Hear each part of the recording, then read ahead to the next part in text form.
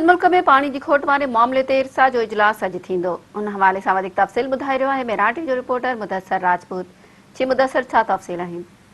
जी, इरसा chairman की सदारत हेठ पानी की खोट ऐं पूरे मुल्क में जी पानी की सूरत हाल के हवाले से इन वक्त इरसा हेडक्वार्टर इस्लामाबाद में यो अहम इजलास शुरू थी चुको है।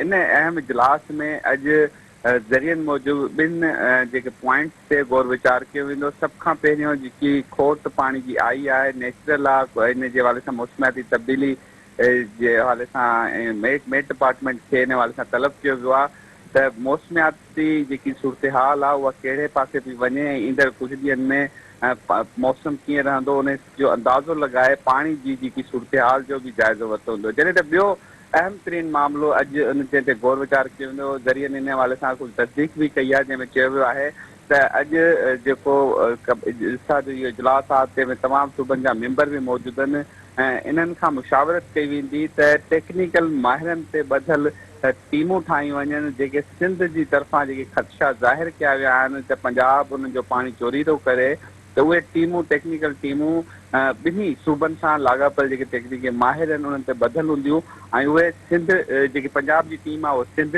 जे बैराजनि जो वाहन जा दौरो कंदियूं ऐं उतां जी रिपोर्ट ठाहींदियूं। जॾहिं त सिंध ते मुश्तमिल टेक्निकल माहिरनि जी टीमूं पंजाब जे शासन ऐं वाहन जा दौरा कंदियूं ऐं उतां जी रिपोर्ट ठाहींदियूं।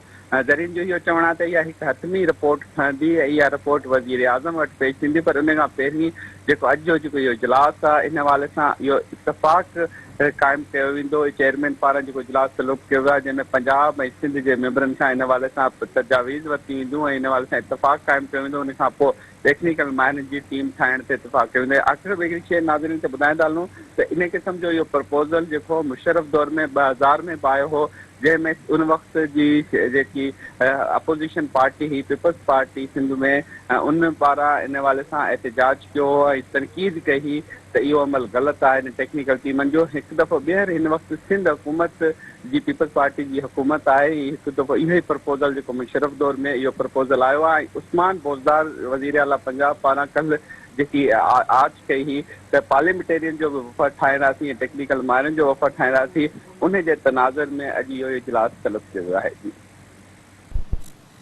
मुदस्सर, जी मेहरबानी।